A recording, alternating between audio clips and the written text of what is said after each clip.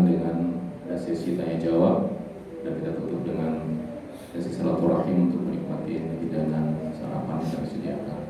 Demikian sebagai pembuka. Wabillahi taufiq wal hidayah. Wassalamualaikum warahmatullahi wabarakatuh.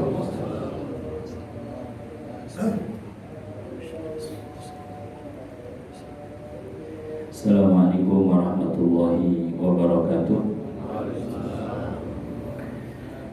Alhamdulillahilladzi anzala al-kitaba tibyanan likulli syai'. Asyhadu an la ilaha illallah wahdahu la syarikalah al-malikul haqqul mubin. Wa asyhadu anna Muhammadan abduhu wa rasuluhu al-mab'uts rahmatan lil alamin. Allahumma shalli wa sallim wa barik ala nabiyyina Muhammadin wa ala alihi wa ashabihi ajma'in, amma ba'd.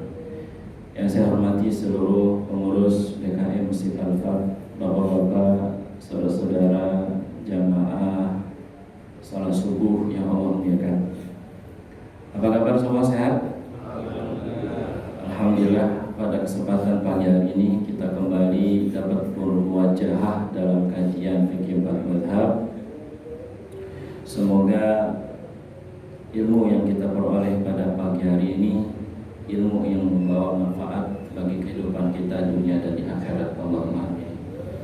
Dan kita bersyukur kepada Allah Ta'ala pada tadi pagi, mungkin sebelum subuh, Allah Ta'ala memberikan kita izin bisa hidup kembali setelah kita tertidur, sehingga kita berdoa kepada Allah, alhamdulillahilladzi ahyana ba'dama amatana wa ilaihin nusyur, bahwa kita diizinkan oleh Allah bisa kembali melanjutkan kehidupan kita di dunia ini untuk terus beramal dan serius dalam urusan akhirat.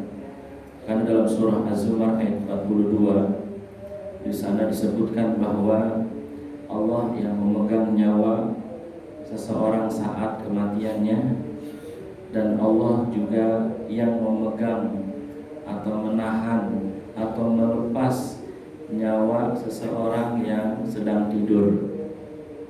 Jadi tadi sebelum subuh kita tertidur, itu nyawa kita sedang ditahan oleh Allah. Kemudian kita bangun, berarti nyawa kita dilepas oleh Allah. Bagi yang tetap terus ditahan oleh Allah, maka dia tidak akan pernah bisa bangun kembali untuk selama-lamanya. Oleh karenanya, kesempatan yang Allah berikan ini, mari sama-sama kita gunakan untuk kemanfaatan buat diri kita, keluarga, tetangga, umat, dan Islam, sehingga Allah Ta'ala ridho kepada kita semua dan Allah mencucurkan rahmat bagi kita semua. Allahumma amin. Salam dan salam semoga senantiasa tercurah kepada Nabi kita Muhammad SAW beserta keluarganya, para sahabatnya, dan orang-orang yang istiqomah mengikuti sunnah-sunnah beliau ila yaumil qiyamah. Jamaah yang Allah muliakan, pada kesempatan pagi hari ini kita ingin membahas yakni tentang menyimak berbagai hukum Islam dengan bimbingan para ulama mazhab. Ini terkait Abah yang mana yang men-share di grup yang memang sengaja tidak dijawab di grup, kita akan bahas di sini. Ini terkait daripada fikih 4 mazhab, yakni diantaranya ajaran Imam Syafi'i yang mulai ditinggalkan. Yang pertama, haram mencukur jenggot sampai habis pelotos. Pertanyaannya, betulkah Imam Syafi'i mengharamkan mencukur jenggot sampai habis? Baik, kita akan pertama-tama menyampaikan dulu dalil tentang memelihara jenggot ini, jemaah. Yang pertama kita sampaikan hadis riwayat Imam Bukhari dari Ibnu Umar radhiyallahu anhu.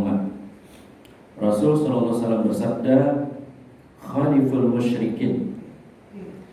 Berbedalah dengan orang-orang musyrik. Waffirul liha, dan panjangkanlah jenggot. Wa ahfus syawarib, dan cukurlah kumis.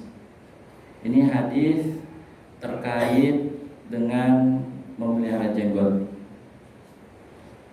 Yang kedua, hadis riwayat Imam Muslim dari Ibunda Aisyah radhiyallahu anha. Di sana Rasul bersabda, asyrun minal fitrah. Ada 10 yang termasuk fitrah, yang termasuk kesucian. Fa'adda minha a'fa ul-lihyah, i'fa al-lihyah. Di antaranya dari 10 itu adalah memanjangkan jenggot, ya, atau memelihara jenggot. Nah, jemaah yang Allah muliakan, dua hadis ini yang akan kita bahas bersama karena para ulama mazhab sama sumber hukumnya hadisnya ini, dan mereka mustahil tidak tahu dalilnya. Pasti mereka tahu dalilnya dari mazhab Hanafiyah, Malikiyah, Syafi'iyah, Hanabilah. Mereka semua tahu dalilnya, sama dalilnya. Namun jamaah yang dirahmati Allah Ta'ala, sebagaimana kita telah belajar bahwa saat ada dalil dari Al-Quran maupun dari hadis atau nabawi, maka para ulama biasanya berbeda dalam menyimpulkan hukum. Yang perlu kita pahami sama-sama. Kita udah belajar itu ya.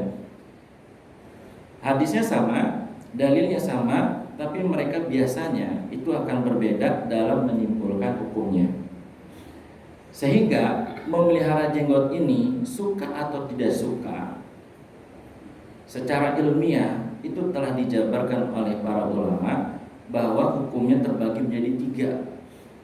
Memelihara jenggot, yang pertama wajib, yang kedua sunnah, yang ketiga mubah.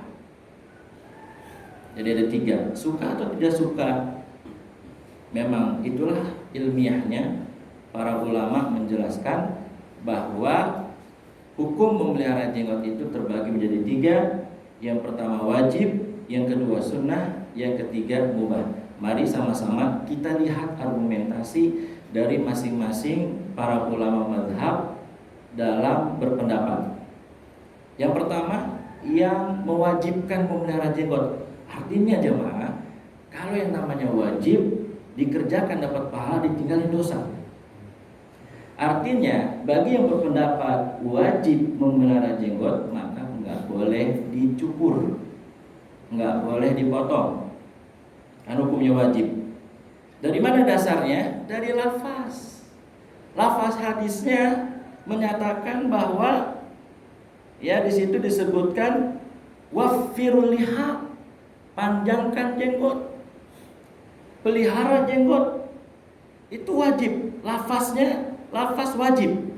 Sehingga ulama yang berpendapat demikian menghukumi wajib memelihara jenggot.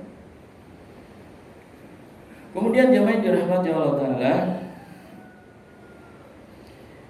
yang kedua, ya, yang kedua nih, karena biasanya kalau yang wajib ini, yang hukumnya wajib memelihara jenggot itu biasanya dari kalangan mazhab zahiri, yakni yang tekstual, yang dia apa adanya memahami nas, memahami teks.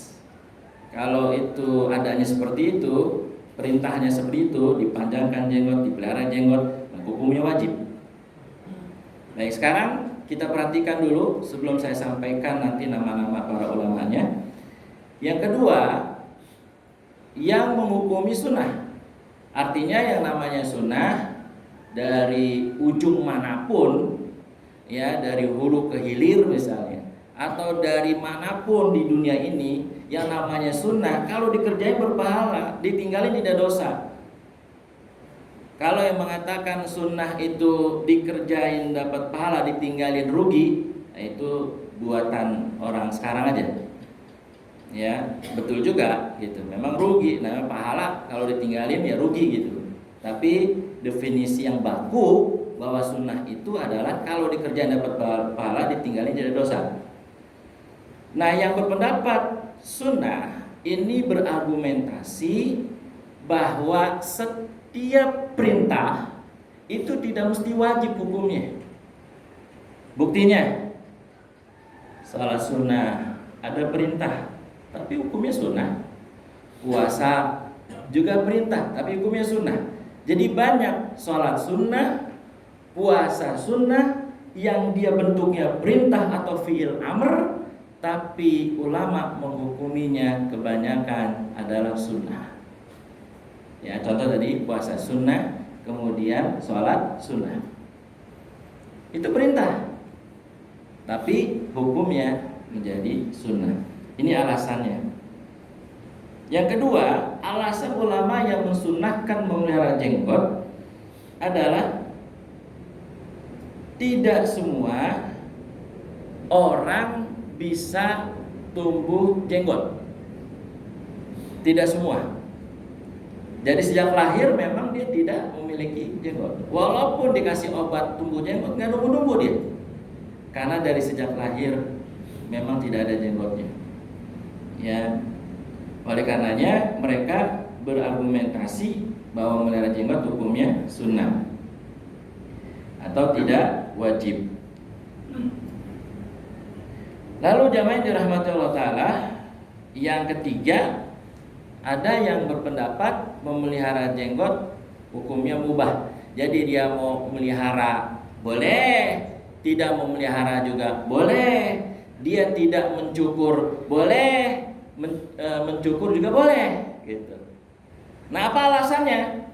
Alasannya atau argumentasinya jamaah dirahmati Allah yang mengubahkan ini, mereka memakai ilat. Coba perhatikan tadi dalil yang pertama, khaliful musyrikin. Berbedalah dengan orang-orang musyrik kalian semua. Ilatnya pada saat itu orang-orang musyrik, orang-orang majusi, dia suka banget tradisinya memanjangkan kumis, kemudian mencukur pelontos jenggot. Itu tradisi orang-orang musyrik, tradisi orang-orang majusi. Sehingga Rasulullah SAW menyatakan bahwa selisihi mereka, bedain mereka dengan cara cukur kumis, pelihara jenggot, panjangkan jenggot. Jadi ulama yang membolehkan silakan memelihara jenggot, silakan memotong jenggot, bebaslah pokoknya. Itu argumentasinya karena ilatnya. Bahwa ilatnya pada saat itu bukan terletak pada memelihara jenggotnya sebenarnya. Bukan memanjangkan jenggotnya, tapi ilatnya lebih kepada untuk supaya beda dengan orang-orang musyrik. Makanya kalau ilat nih, berarti kan orang-orang musyrik dulu begitu ya. Kumisnya dipanjangin, jenggotnya dihabisin, dipelontos. Kalau sekarang kan enggak. Orang musyrik, orang majusi kadang melebihi Syekh Chandra. Iya kan? Jadi sama gitu. Jadi udah hilang ilatnya. Itu yang pertama. Mereka memubahkan memelihara boleh memelihara boleh, tidak memelihara juga boleh. Yang kedua, alasan mereka adalah adanya ketidakadilan. Makanya mereka membolehkan. Di mana tidak adilnya? Enak dong yang ada jenggotnya dari sejak lahir, dia dapat pahala sunnah kek, dia dapat pahala wajib kek. Nah, ini dari sejak lahir dia tidak ada jenggot, bagaimana ini? Gitu argumentasinya. Ya, ketidakadilan. Jamaah yang Allah muliakan. Ini masuk di akal, logik gitu ya. Karena memang kalau misalkan dipikir-pikir ya, karena memang ada, kalau rambut udah pasti dari sejak lahir ada rambut. Ada rambut. Bayi-bayi itu ada rambut sejak lahir. Kemudian kuku juga ada. Kan 10 sunnah yang fitrah kan diantaranya ada potong kuku, cabut bulu ketiak, kemudian cukur bulu kemaluan, kan gitu, ya kan? Tapi jamaah yang dirahmati Allah Ta'ala, tidak semua anak yang lahir terus sampai dewasa itu dia punya jenggot gitu. Banyak ya. Mungkin kalau di Arab udah biasa ya, banyak numbuh jenggot walaupun masih muda. Tapi di Indonesia ini jarang sekali, atau mungkin sedikit jumlahnya yang dia ada jenggotnya. Dan ada benar yang lapor ke saya bahwa dia sudah berusaha pengen banget kayak Ustaz Salman gitu, tapi dia sudah berusaha pakai obat penumbuh jenggot tapi nggak numbuh-numbuh. Ada jemaah. Jadi memang ini masuk akal ya, bahwa kenapa mereka memubahkan masalah jenggot, karena adanya ketidakadilan. Jadi mereka yang memubahkan ini sama sekali nggak mengingkari hadis ini, tidak sama sekali. Sama sekali enggak mengingkari hadis ini, enggak jauh pangkal dari api kalau dia mengingkari hadis dari Nabi SAW, enggak mungkin ya. Nah itulah jamaah yang dirahmati Allah Ta'ala, beberapa hukum terkait dengan memelihara jenggot gitu. Nah sekarang yang berikutnya adalah menurut jumhur ulama nih jamaah, ulama Hanafiyah, Malikiyah dan Hanabilah, bahwa yang mencukur jenggot secara pelontos hukumnya haram. Tiga ulama mazhab, Hanafiyah, Malikiyah dan Hanabilah. Mereka berpendapat orang yang mencukur jenggot pelontos itu hukumnya haram. Jamaah, waktu saya haji tahun 2018, tidak sedikit jamaah haji yang laki-laki tanpa pengetahuan saya sebagai ketua rombongan, dia mencukur habis jenggot tuh. Saya kaget gitu. Masya Allah, ini kok kenapa bisa jadi seperti ini? Harusnya yang dipelontos itu rambutnya, bukan jenggotnya. Ini jenggotnya hampir, katanya buat apa ya, mereka beralasannya biar bersih atau apa, saya nggak paham. Tapi saya kaget karena udah tradisi, ternyata orang haji itu kalau udah selesai, udah beres pelaksanaan haji, jenggotnya sampai dihabisin. Yang tadinya ada jenggotnya, pulang nggak ada jenggotnya. Ini bukan menurut saya, tapi menurut Hanafiyah, Malikiyah dan Hanabilah, bahwa yang mencukur jenggot secara pelontos itu hukumnya haram. Ya. Kemudian yang kedua, kalau menurut mazhab Syafi'iyah, yang mencukur jenggot secara pelontos itu hukumnya makruh. Berarti apa yang disampaikan dalam flyer ini atau meme ini, haram mencukur habis pelontos jenggot, ajaran Imam Syafi'i yang mulai ditinggalkan, keliru. Karena Imam Syafi'i berpendapat bahwa hukumnya makruh. Yang tepat itu menurut Hanafiyah, menurut Malikiyah, menurut Hanabilah, mencukur jenggot secara pelontos itu hukumnya haram. Sedangkan menurut Syafi'iyah makruh. Berarti satu ya, kurang tepat. Tapi jamaah yang dirahmati Allah, ini kan perkara mencukur sampai habis ya, sampai pelontos. Tapi tetap kita kembali kepada tiga hukum tadi. Ya, yang wajib, yang sunnah dan yang mubah.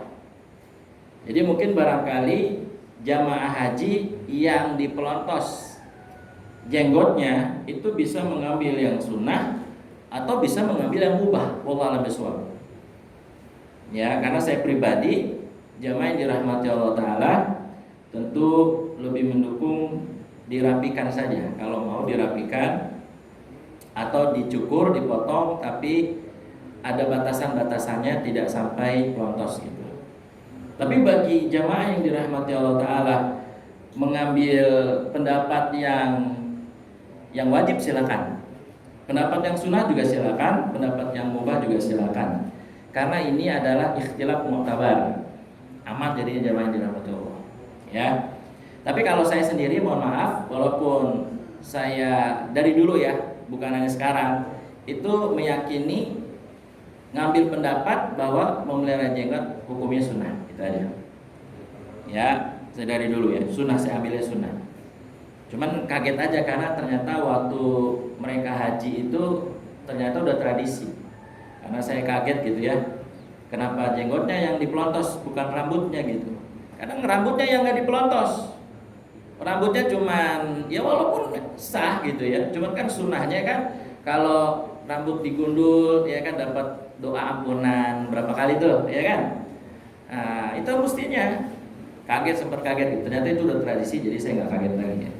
Udah tradisi kalau habis selesai melakukan haji mereka beli ituan alat pencukur jenggot gitu, mereka habisin jenggot mereka. Ya mungkin ya kita berhusnudzon, berbaik sangka, mungkin mereka tidak mengambil pendapat yang wajib atau yang sunnah, tapi mereka pendapat yang mubah. Nah, jamaah yang dirahmati Allah Ta'ala, itu yang terkait dengan jenggot ya. Jadi fix bahwa yang tertulis di sini yang disampaikan oleh Abah Hermana dalam grup Muslim Bela Kasa, ajaran Imam Syafi'i yang mulai ditinggalkan, haram mencukur habis jenggot ya atau pelontos, berarti ini kurang tepat karena yang mengharamkan bukan Imam Syafi'i, justru Imam Syafi'i hanya dalam tanda petik memakruhkan. Kalau makruh itu artinya adalah kalau ditinggalin dapat pahala. Makruh itu kalau ditinggalin dapat pahala, dikerjain dia tidak berdosa ya. Jadi kalau ditinggalin justru dapat pahala kalau makruh. Itu yang pertama jemaah yang Allah muliakan. Yang kedua, ini terkait dengan ajaran Imam Syafi'i yang mulai ditinggalkan, yaitu haramnya musik. Itu di kitab ulama ya, banyak banget kitab fikih khususnya ya, itu dibahas dengan tuntas, mau 4 mazhab, mau itu al-mausu'ah al-fiqhiyah atau karya Syekh Wabah Az-Zuhaili. Situ disebutkan tentang masalah musik. Nah, yang pertama tentang masalah musik ini dalilnya ya, jamaah yang dirahmati Allah, semua sama mengacu pada dalil surah Luqman ayat 6. Surah Luqman ayat 6. A'udzubillahi minasyaitonirrajim. Wa minan nasi may yashtari lahwal hadits liyudilla an sabilillah bighairi ilm wa yattakhidhaha huzwa atau fayattakhidhaha huzwa. Nah, jamaah yang dirahmati Allah, ini artinya apa? Wa minan nasi may yashtari lahwal hadits, dan ada di antara manusia yang mereka mempergunakan perkataan yang tidak berguna. Lahwal hadits itu perkataan yang tidak berguna. Liyudilla an sabilillah bighairi ilm. Tujuannya untuk menyesatkan manusia dari jalan Allah, fayattakhidhaha huzwa, tanpa pengetahuan, dan untuk digunakan jalan Allah itu untuk diolok-olok gitu. Jadi dipergunakan jalan Allah untuk olok-olokan. Nah, ini dalil yang pertama berkenaan dengan musik. Oke. Yang kedua, hadis Nabi Muhammad sallallahu alaihi wasallam, la yakunanna min ummati aqwamun al-hira wal harira wal khamr wal ma'azib. Akan datang masanya dari umatku ya, akhir zaman gitu, akan tiba waktunya nanti dari umatku, kata Nabi Muhammad sallallahu alaihi wasallam, yang menghalalkan zina, yang menghalalkan kain sutra, yang menghalalkan khamr, dan yang menghalalkan alat-alat musik. Nah, jamaah yang Allah muliakan, ini dalilnya. Dalil dari surat Luqman ayat 6, kemudian hadis Nabi Muhammad SAW ada di Sahihul Bukhari. Jamaah yang Allah muliakan, sekarang bagaimana pandangan dari para ulama madhab? Yang pertama, kita perhatikan dari madhab, nanti Imam Syafi'i kita simpan dulu ya. Dari madhabnya Imam Abu Hanifah, beliau mengatakan, Masya Allah, wa yajuzu bai'ul alatil malahari ya, malahi, mohon maaf. Wa yajuzu bai'ul alatil malahi minal barbati wa tibli wal mizmar wa duf wa nahwi dzalika inda Abi Hanifah. Boleh menjual alat-alat musik seperti barbat. Barbat itu sejenis kecapi, alat musik kecapi. Yang kedua, wati beli itu gitar ya, seperti gitar atau yang sejenisnya. Wal mizmar seruling, waduf rebana yang gendang ya, yang berlubang bawahnya. Wa nahwi dzalika inda Abi Hanifah, dan yang sejenisnya itu dibolehkan menjual alat-alat musik. Kalau bapak-bapak saudara searching di Google, hampir rata-rata mengharamkan musik. Karena udah banyak yang mengharamkan musik, maka kali ini izinkan saya untuk yang menghalalkannya dulu ya, yang menghalalkan. Karena kalau di searching pasti banyak yang mengharamkan. Yang menghalalkan pertama ini Imam Abu Hanifah. Tadi sudah dijelaskan menjual alat-alat musik itu dibolehkan di sisi Imam Abu Hanifah. Yang kedua Imam Malik, anna madhhab Malik ibn Anasin. Sesungguhnya dalam mazhab Imam Malik bin Anas, ibahatul gina'i bil ma'azif. Bahwa dalam mazhab Malik atau Malikiyah boleh nyanyi, boleh alat musik. Jadi boleh nyanyi, boleh alat musiknya. Kemudian Ibnu Hazm, ya, mohon maaf, Imam Syaukani mengutip dari imam, ya, ulama madhab. Beliau mengatakan nih, kata Imam Syaukani, lam a'lam fi kitabillah wala fi sunnah hadisan sorihan fi tahrimil malahi. Saya tidak tahu atau tidak terdapat keterangan dari Al-Quran, Kitabullah dan Sunnah, atau hadis yang sahih, yang sharih, yang jelas tentang pengharaman alat musik atau musik.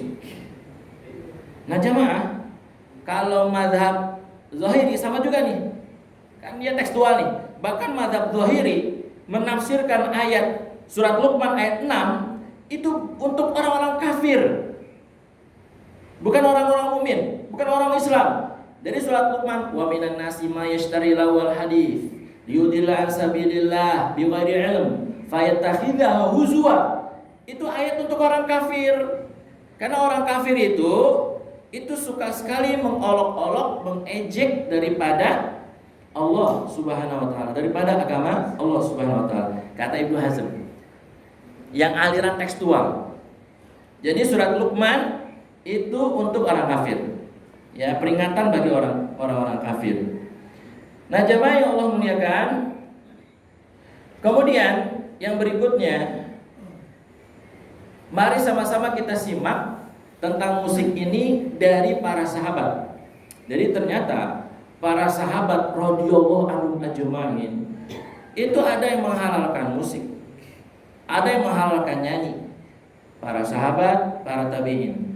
Cuman memang kan yang menonjol itu yang mengharamkan. Kita ambil contoh misalkan sahabat Nabi yang bernama Abdullah bin Zubair. Abdullah bin Zubair itu salah satu sahabat yang menghalalkan musik dan alat musik. Contoh, Abdullah bin Zubair di rumahnya itu ada budak wanita. Kemudian ada gitar. Lalu Ibnu Umar datang nih. Ibnu Umar radhiyallahu anhuma datang ke rumah Abdullah bin Zubair. Nanya Ibnu Umar, "Apaan ini?" Ya, "Apaan ini?" Maka Abdullah bin Zubair menjawab, "Ada ya mizan Syam." Ini alat musik dari Syam. Kata Abdullah bin Zubair apa? Alat musik ini untuk menseimbangkan akal. Gitu, sahabat Nabi Abdullah bin Zubair, bukan sembarang sahabat. Ya, ini termasuk sahabat yang luar biasa. Kemudian juga ada sahabat Abdullah bin Ja'far bin Abi Thalib. sepupunya Nabi Muhammad Sallallahu Alaihi Wasallam, juga salah satu sahabat Nabi yang menghalalkan musik. Masya Allah, banyak banget kalau disebutin sahabat satu persatu yang menghalalkan musik, nyanyi, musik, dan seterusnya. Nah jemaah yang Allah muliakan, kita ambil contoh lagi, ternyata Ibunda Aisyah radhiyallahu anha, termasuk Nabi kita Muhammad sallallahu alaihi wasallam, pernah mendengarkan nyanyian dari seorang budak wanita nyanyi, karena katanya dia bernadar kalau Rasul pulang dari perang dalam keadaan selamat, dalam keadaan sehat, dalam keadaan tidak terluka, maka nadar seorang budak wanita ini mau nyanyi di depan Nabi Muhammad sallallahu alaihi wasallam. Begitu. Nyanyi itu. Ya. Kemudian Nabi bilang, kalau nadar tunaikan. Pertanyaan begini jemaah. Kan kalau nadar pasti itu sesuatu yang dibolehkan dong. Bukan yang maksiat. Seandainya musik maksiat, seandainya musik haram, maka Nabi nggak akan mengizinkan dia bernadar dengan nyanyi di hadapan Rasulullah Shallallahu Alaihi Wasallam. Jelas ya, Bapak, saudara. Rasulullah, terus dengerin nyanyi sampai habis. Nyanyian budak itu didengerin oleh Rasulullah dan Rasul tidak melarangnya. Bahkan Ibunda Aisyah radhiyallahu anha juga punya budak kan, juga nyanyi di depan Ibunda Aisyah radhiyallahu anha. Tahu nggak? Ketika Ibunda Aisyah lagi dengar nyanyian, bapaknya datang, Abu Bakar As-Siddiq. Nyanyian apa nih? Nyanyian setan ini di rumah Rasulullah. Rasul bilang, biarkan Abu Bakar, teruskan mereka menyanyi. Abu Bakar bilang itu nyanyian setan ini, nggak boleh nih, nyanyian setan ada di rumah Rasulullah. Tapi dibiarkan oleh Rasulullah. Kalau kemunkaran pasti sudah diberantas oleh Nabi Muhammad SAW. Tapi Nabi biarkan Abu Bakar, biarkan, teruskan. Gitu jemaah. Jadi berkenaan dengan musik ini jemaah yang dirahmati Allah, kalau bapak-bapak sudah mau cari, betul-betul cari, banyak banget sahabat Nabi yang menghalalkan musik dan alat musik, ya, musik dan alat musik. Makanya diikutin oleh tadi Imam Abu Hanifah, kemudian diikutin oleh Imam Malik. Nah Imam Syafi'i jemaah. Nah kalau Imam Syafi'i kan di sini disebut haram, ya, di meme ini haram. Musik, ajaran Imam Syafi'i yang mulai ditinggalkan adalah musik ini haram. Jemaah, sebenarnya Imam Syafi'i itu justru lebih moderat. Moderatnya di mana? Tergantungnya alat musiknya dipakai, digunain buat apa gitu. Kalau ya jadi sama seperti pisau lah gitu. Pisau itu kalau dipakai buat yang jahat ya jadi haram. Kalau dipakai buat potong kambing yang baik-baik lah gitu, bisa aja boleh.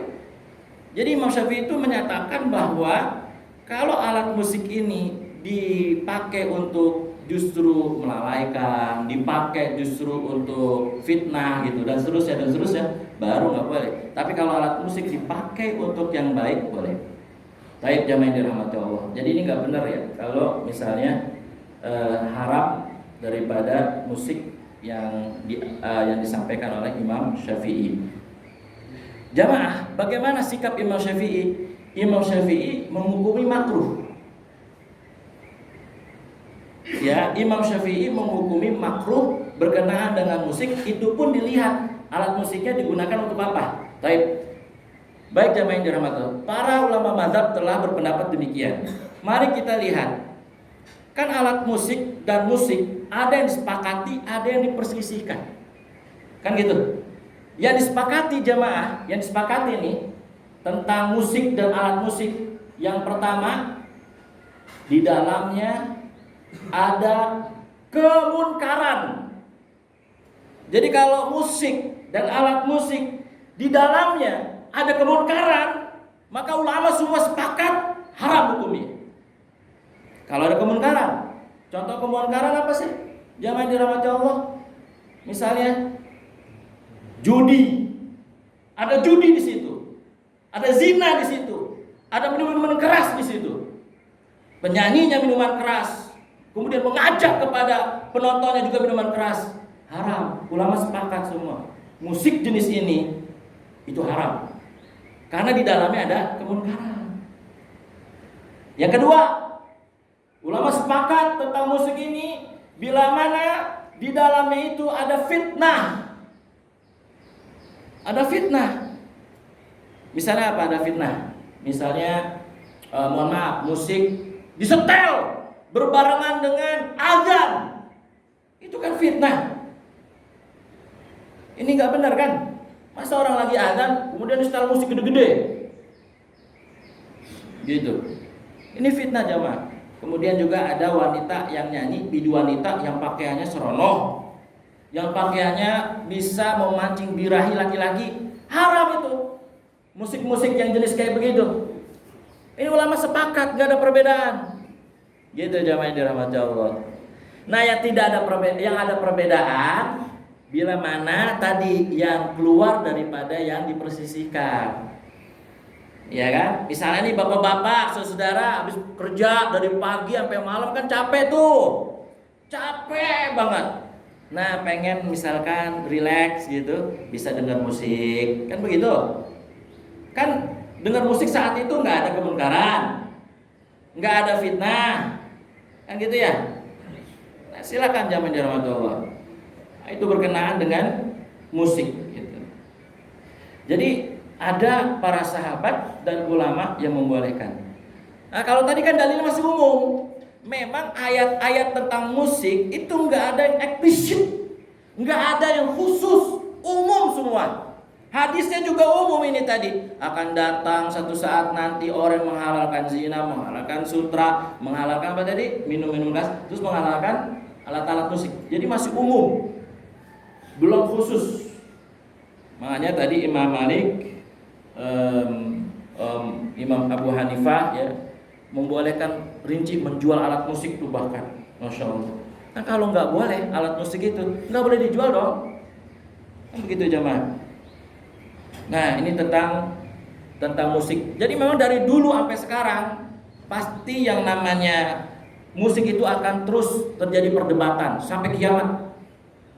Dari ulama dulu sampai ulama sekarang itu akan terjadi perdebatan.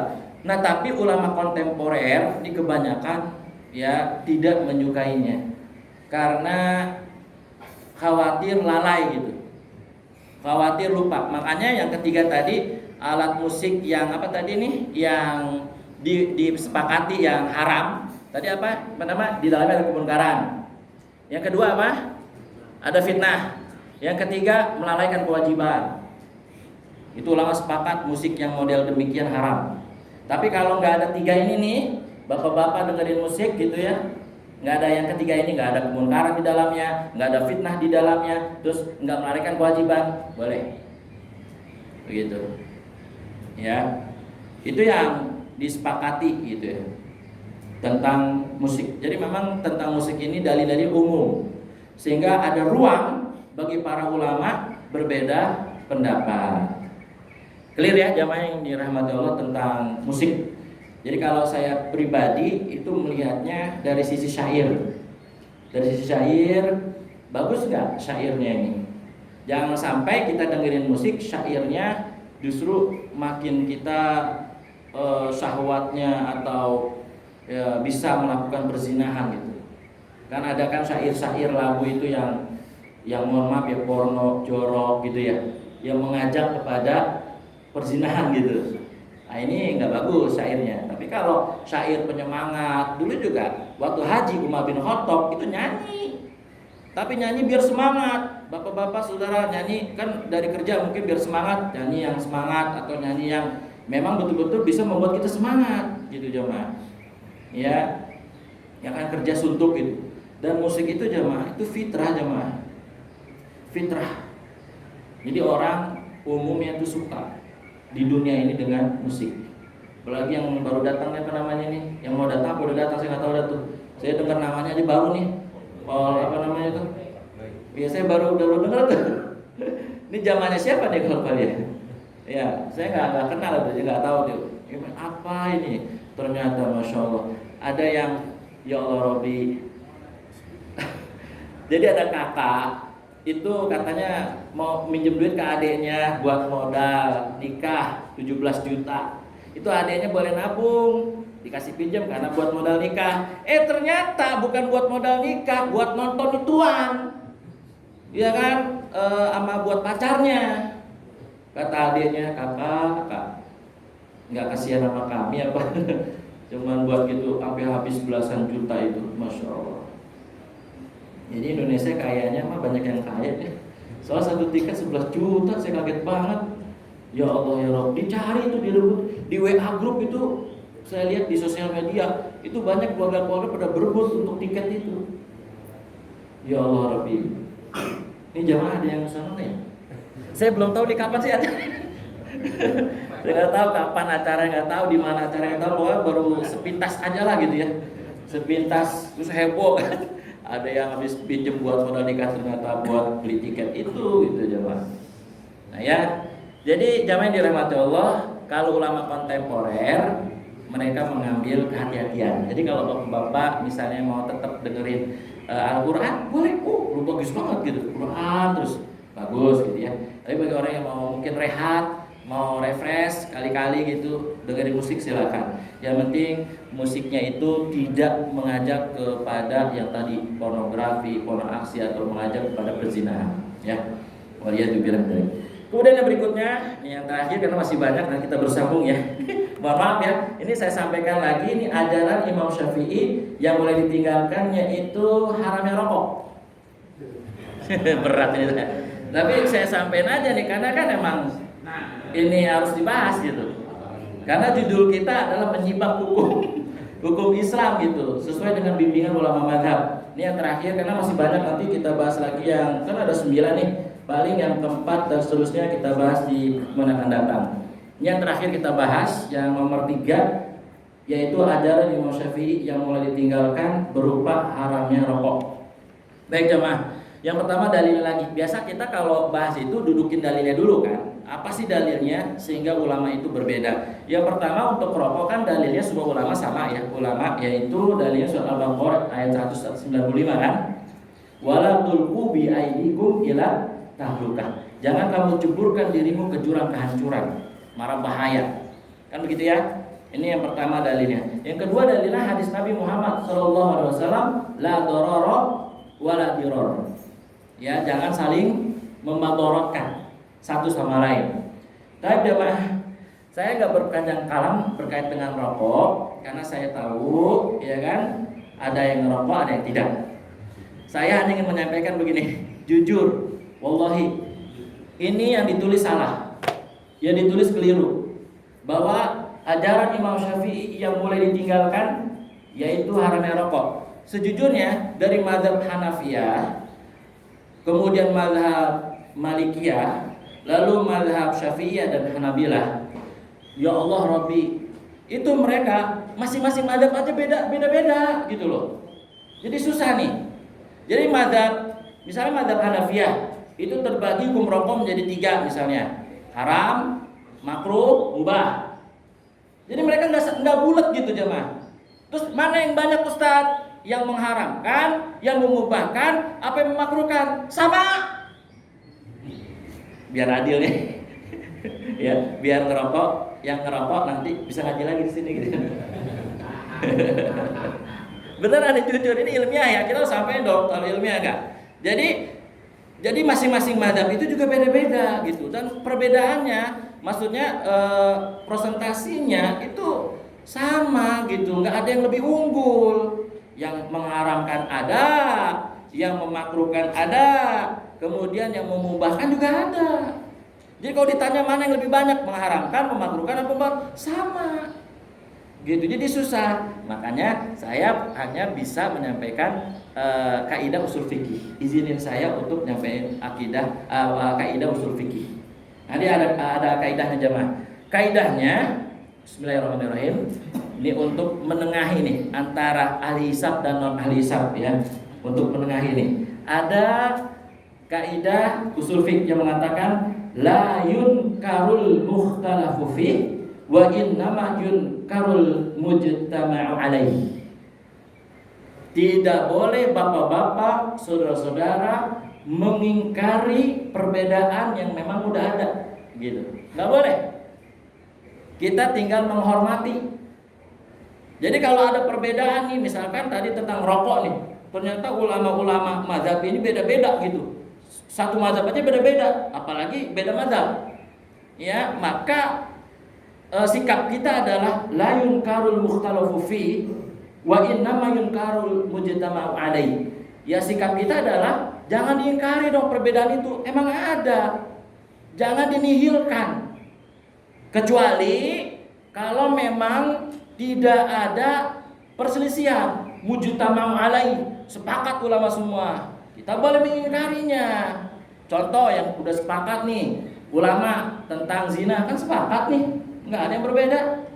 Judi juga sepakat, minuman keras, khamar juga sepakat kan, nggak ada yang berbeda, ya kan?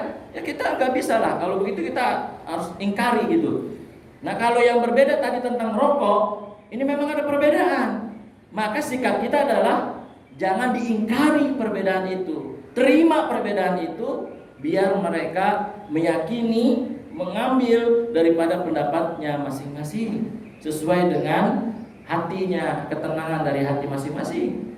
Begitu jemaah yang dirahmati Allah. Ya, jadi clear nih.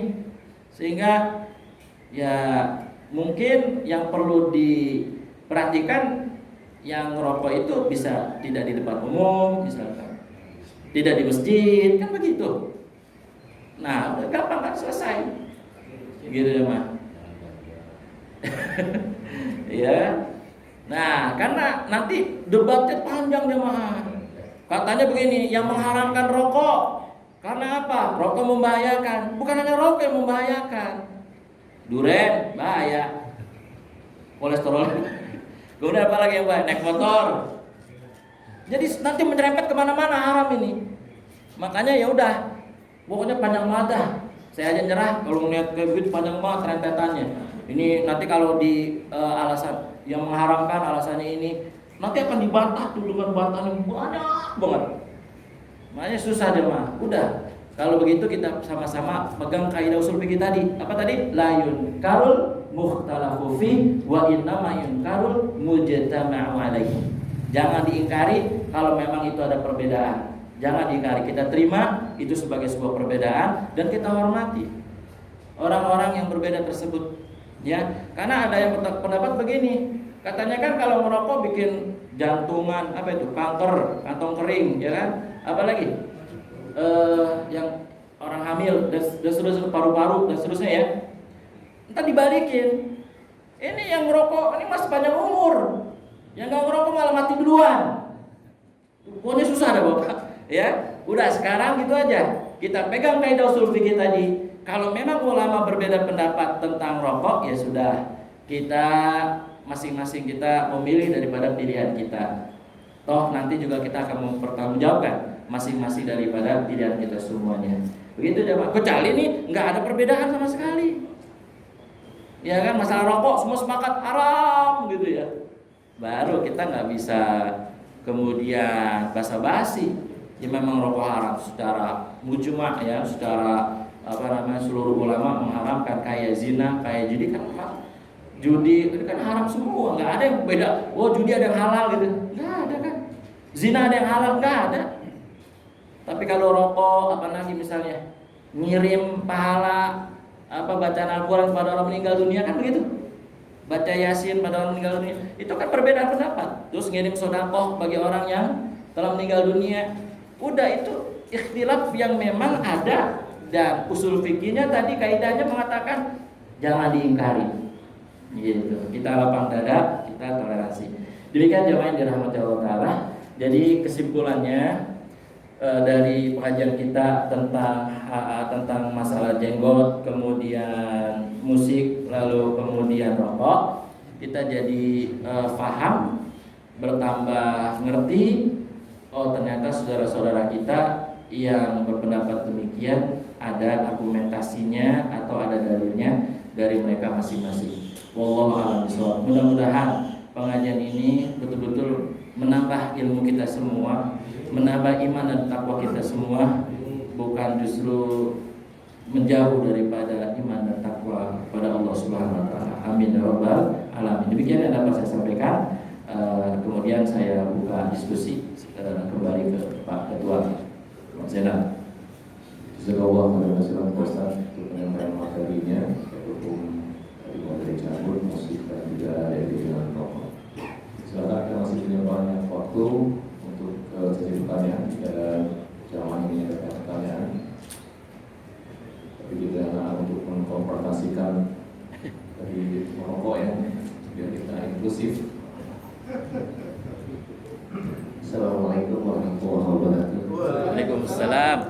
Saya bertanya Ustaz, ada dua hal yang mau saya tanyakan. Yang pertama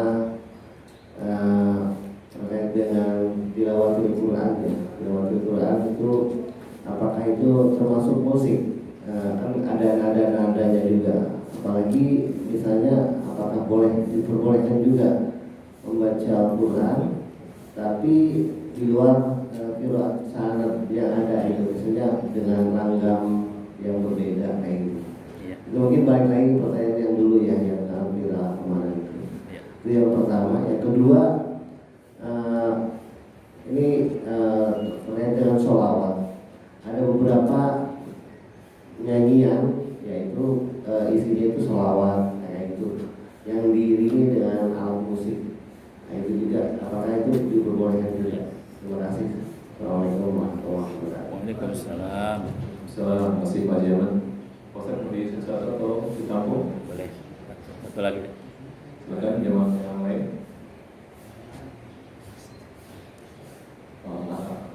Mantap. Jadi saya ini. Sedikit aja Ustaz. Saya Assalamualaikum warahmatullahi wabarakatuh. Saya tuh suka ngeliat kalau yang merokok tuh gak pernah baca bismillah merokok. Habis itu sukanya tangan kiri. Jadi terlepas dari pandangan itu. Merokok itu dikatakan makanan, bukan minuman, bukan. Perlu bismillah gak Ustaz kalau merokok. Bicara sekalipun Ustaz gitu, kalau saya perhatikan. Saya kan ngajinya kemana-mana.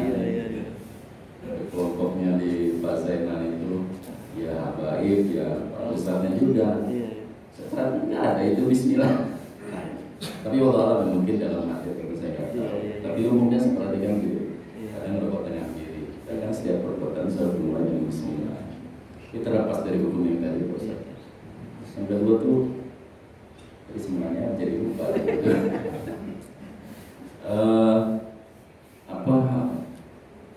Memang kalau apa itu tadi yang dari Pak Aman tadi memang mengatakan ada lagu-lagu. Nah ini yang saya perhatikan, apakah bermain rebana atau apa namanya agro boleh nggak di masjid Pak Ustaz?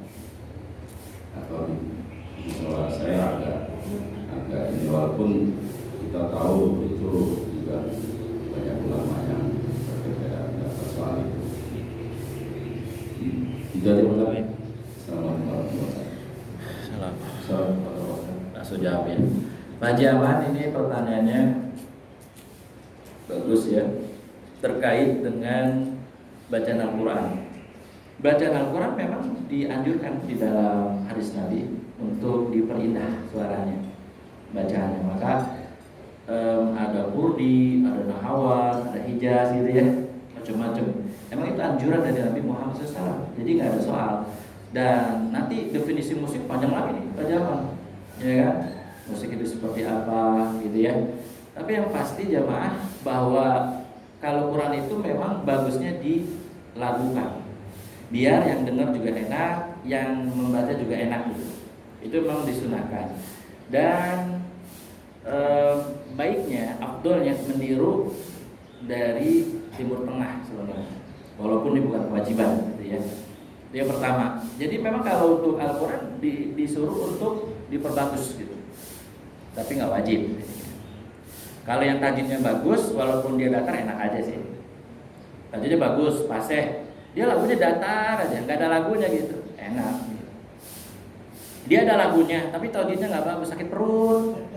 Beneran, dia itu jadi kalau misalkan lagunya enak banget gitu ya, iramanya bagus tapi tauhidnya jelek atau kurang, ya tetap aja nggak nyaman gitu. Makanya tajwid panjang pendek, yang panjang dipanjangin, yang pendek dipendekin. Jadi yang dilaguin dilarang oleh Nabi ini mungkin ada hadis yang bapak-bapak saudara pernah dengar bahwa Nabi melarang melakukan Al-Quran. Itu maksudnya adalah para ulama menjelaskan yang panjang dipendekin, yang pendek dipanjangin, itu yang nggak boleh. Jadi bukan melakukan yang diiramakan seperti Nahawan, Hijaz, ya, Kurdi dan lain sebagainya, itu malah justru dianjurin. Yang pertama. Yang kedua, sholawatan atau lagu-lagu nasyid atau lagu-lagu qasidah yang bagus syairnya boleh diiringi dengan musik gitu ya, boleh banget gitu kan. Yang penting kan selain alatnya yang dilihat adalah syairnya, itu syairnya. Karena sekarang ada orang kalau sholawatan nggak pakai musik kayaknya gimana gitu, katanya untuk dakwah, untuk apa gitu ya, untuk menarik anak-anak muda dan seterusnya, itu boleh. Ya, kalau bagi berpendapat musik yang halal gitu ya, boleh. Jadi sholawat apapun, karena kan banyak di YouTube juga kan, sholawat kemudian diiringi dengan musik gitu, biar tambah padu atau tambah sejuk didengar gitu mungkin ya.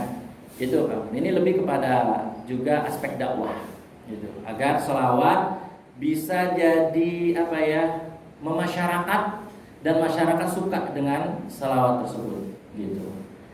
Ya, pamannya Pak Jamal. Jadi boleh diiringi dengan alat musik. Karena tadi kan ada Imam Abu Hanifah dan Imam Malik gitu ya, itu membolehkan alat musik apapun ya, tanpa mau gitar, biola, apapun itu dibolehkan alat musik itu, selagi tidak ada kemungkaran, tidak ada fitnah, tidak melalaikan kewajiban.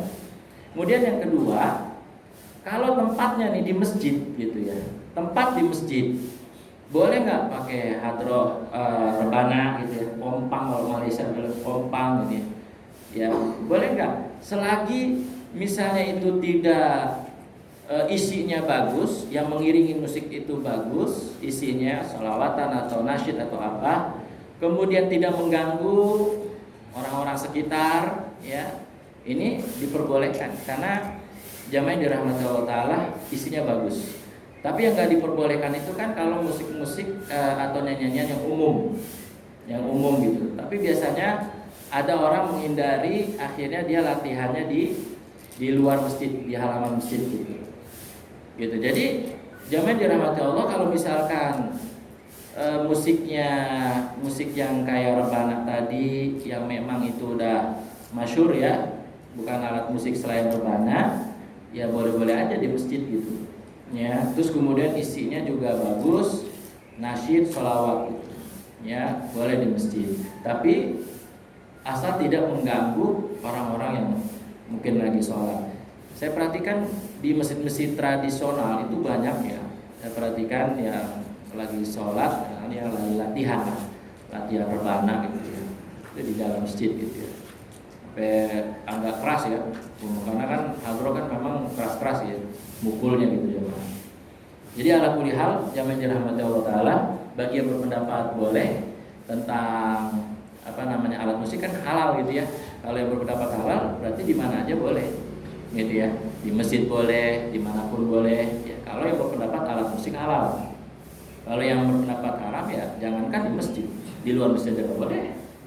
Kemudian rokok nih ya, rokok jujur aja saya emang baru dapat pertanyaan dari Pak Halim ini masalah bismillah, kayak seolah-olah mau minum khamar gitu kan, berat kalau baca bismillah kan, mau minum minuman keras gitu kan, bir gitu ya, nggak ada. Kalau saya pastikan kalau bir nggak ada, tapi kalau rokok saya belum berani nih. Karena apa?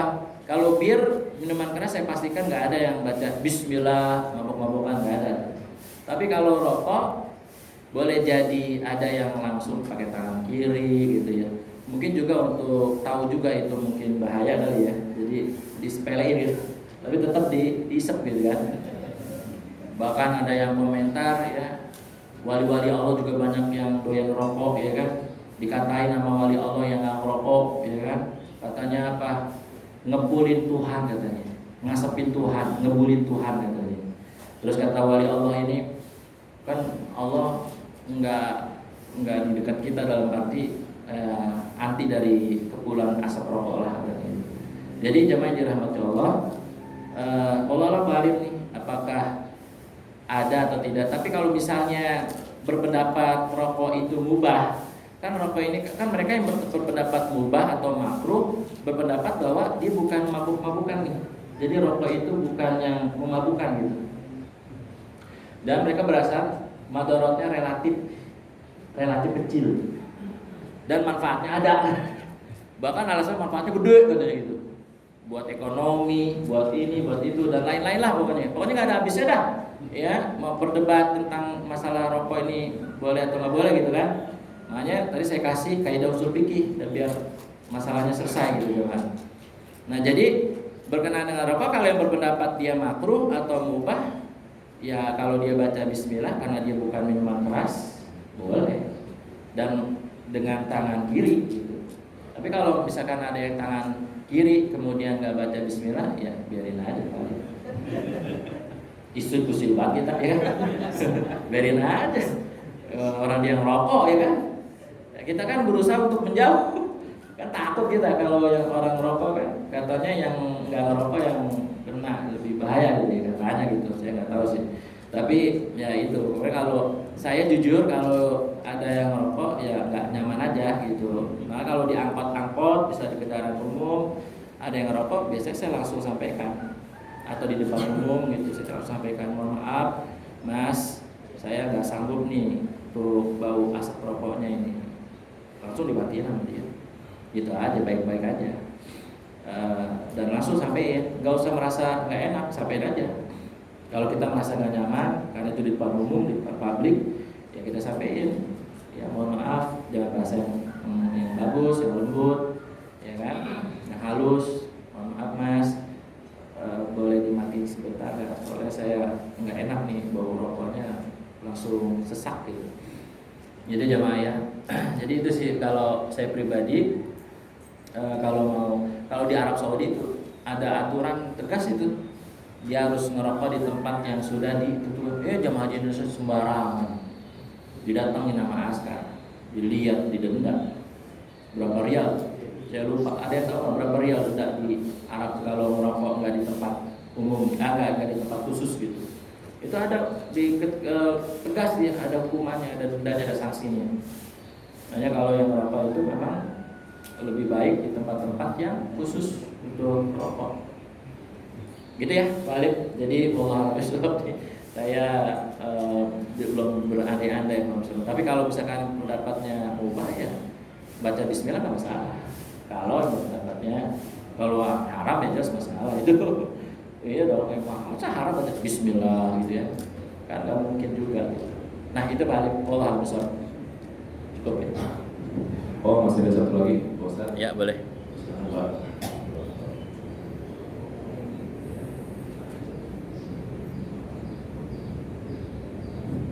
Assalamualaikum warahmatullahi wabarakatuh. Waalaikumsalam. Terakhir Pak Ustaz, pertanyaan masalah jenggot tadi. Kalau kita lihat kan tadi Pak Ustaz bilang kan dirapikan gitu ya. Tapi bagi yang tumbuh jenggotnya cuma 1 atau 2 kan harus diplotos begitu, ya kan, supaya nggak terlalu ini. Kalau mungkin yang agak banyak, barangkali dirapikan boleh kan gitu. Apakah itu diperbolehkan atau enggak, yang pertama. Yang kedua, masalah rokok, ya kan. Kalau masalah rokok mungkin bagi perokok itu malah dia sesuai dengan anjuran pemerintah barangkali. Karena kan kalau kita bakar pabriknya malah dihukum kan. Nah, justru yang perokok itu dia untuk menghabiskan rokok bagaimana caranya ya dibakar. Ya kan gitu. Mungkin bagi mereka begitu, jadi dibakar habis supaya ya itu anjuran pemerintah. Mari kita takut anjuran pemerintah, kita taati, kita bakar rokok habis-habis, kira-kira begitu. Itu menurut calon teman gitu.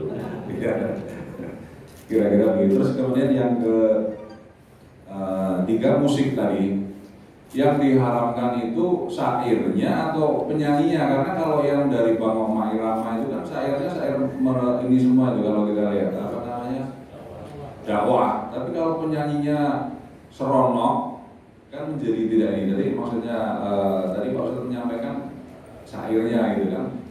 Tapi apa syairnya atau penyanyinya nih? Kira-kira gitu. Terima kasih Pak Ustadz. Assalamualaikum warahmatullahi wabarakatuh. Waalaikumsalam warahmatullahi wabarakatuh. Ini terakhir ya, pertanyaan yang bagus juga. Pak Komandan, ya waktu saya di Al-Ukhwah, Pak Purwo nggak ada ya. Saya udah proyeksikan Pak Purwo jadi Menteri jadi Panglima TNI ya, cocok gitu. Badannya gemuk gitu ya.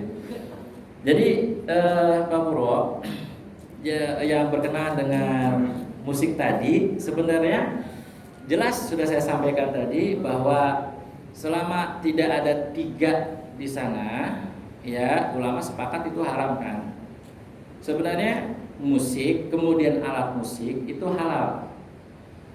Nah, cuma nanti ada masalah kalau misalnya tadi ada kemunkaran di dalamnya. Termasuk kalau berarti yang Pak Purwo tanyakan tadi, yang pertama itu adanya kemunkaran dari penyanyi-penyanyinya yang tadi saya sampaikan. Bisa juga dari penyanyinya orangnya gitu. Orang yang menyampaikan atau yang nyanyi itu pakaiannya seronok gitu kan. Itu yang nggak boleh. Musik yang seperti itu nggak boleh karena di dalamnya ada kemunkaran. Jadi musiknya sih nggak masalah gitu. Yang jadi masalah adalah orangnya yang pakaian tidak sopan tadi itu Pak Purwo. Jelas ya. Jadi gampang tadi pemahaman. Jadi sudah saya sampaikan sedikit lagi saya ulang bahwa yang disepakati oleh para ulama sepakat gak ada perbedaan, nggak ada tentang musik dan nyanyian ya, yang mereka nggak ada perbedaan gitu ya, bahwa di dalam musik atau nyanyian itu ada kemunkaran yang pertama, yang kedua ada fitnah, yang ketiga melalaikan kewajiban. Selagi daripada itu nggak ada, 3 hal tadi nggak ada, maka musik, nyanyi, alat musik itu boleh. Gitu. Menurut pendapat ulama yang membolehkan. Itu ya, Bu.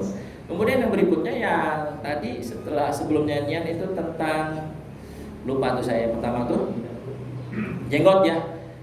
Kalau misalnya dia nggak rapi gitu ya jenggotnya kayak uas lah ya katanya tuh. Uas itu katanya jenggotnya itu kalau nemu nggak bagus maka dia protosin.